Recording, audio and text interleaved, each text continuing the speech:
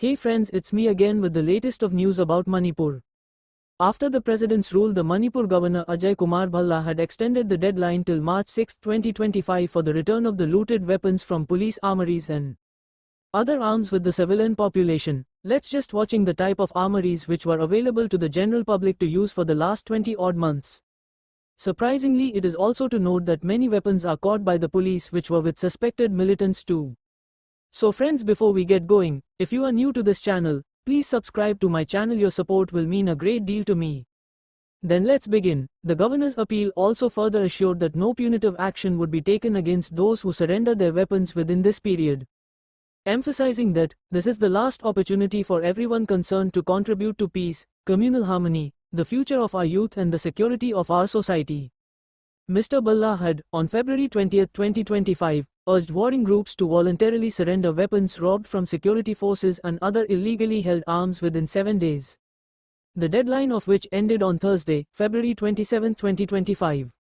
Meanwhile, the SP of Manipur's Kanpopi warns police personnel against yielding to monetary demands from illegal organizations.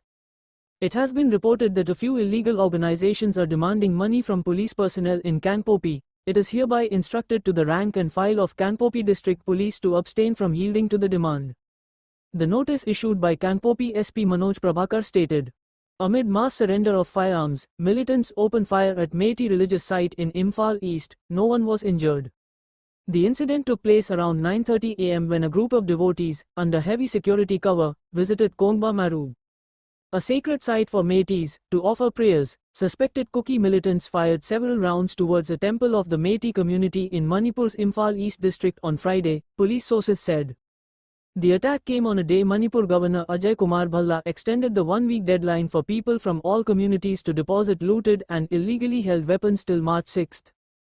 In New Delhi, Union Home Minister Amit Shah has called to hold a review meeting of the situation in Manipur on Saturday, for which the state's top 4 officials, Governor, Security Advisor, Director General and Chief Secretary have already reached the national capital. During the past 7 days, around 650 weapons and ammunition were surrendered by people under Governor Bhalla's 7-day amnesty. Of the 6,500 looted weapons from police armories, the forces have till date recovered just around 2,500. A bulk of the looted arms and ammunition, including hundreds of powerful guns like AK series rifles, MP5s, LMGs and INSAS, are still with civilians and militants in the state. Governor Bhalla on Friday extended the deadline to surrender the weapons till March 6 and assured people that until no punitive action would be taken if the looted weapons were returned before the deadline. In another development, the Village Volunteers Coordinating Committee, a Kuki Zo group, set 4 non-negotiable conditions before any disarmament takes place. The committee also made an urgent appeal to the Government of India to take immediate steps to restore peace and security for the Kuki Zo community.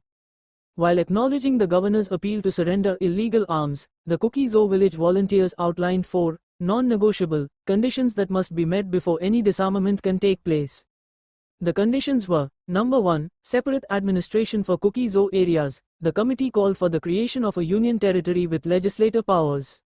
Number 2, immediate withdrawal of state police from Kuki areas in Manipur. Alleging harassment and intimidation, they demanded the removal of state police, with security entrusted to local forces under central coordination.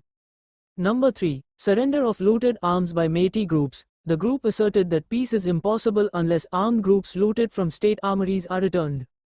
Number 4, legal protection for village volunteers. The committee demanded immunity for village volunteers from punitive legal actions. Later in the day, 4 suspected militants were apprehended from Biparo in Kanpopi, who were reportedly working under a cadre of the proscribed Kuki National Front, P, a police officer said.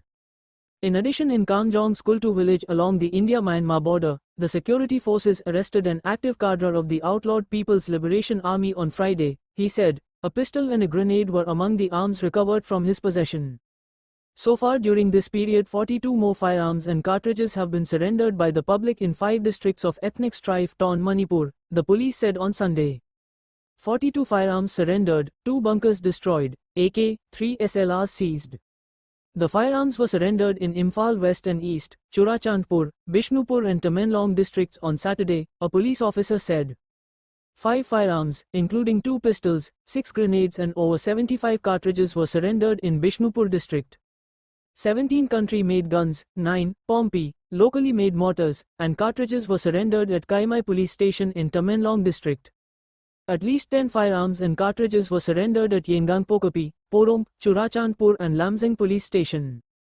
During search operations at Saremkhal in Imphal West District, an INSAS LMG with 1 magazine loaded with 20 rounds of ammunition, 1 Alaska 56 rifle, 3 SLR rifles, 1 SMG 9mm carbine, 1.303 rifle, 1 DBBL gun, 4 grenades without detonators, 1 Chinese hand grenade and other articles were also seized on Saturday. Security forces also dismantled 2 illegal bunkers at Mark Hill under Thingsat Hill Range in Kanpopi district. Another 3 illegal bunkers were dismantled at Wakan Hill Range in the adjoining area in Kanpopi and Imphal East districts on Saturday. Hopefully the situation in Manipur will change for the good and the suffering civilians will be able to move about freely in and out of Manipur using the highway, which is the only lifeline for this landlocked state.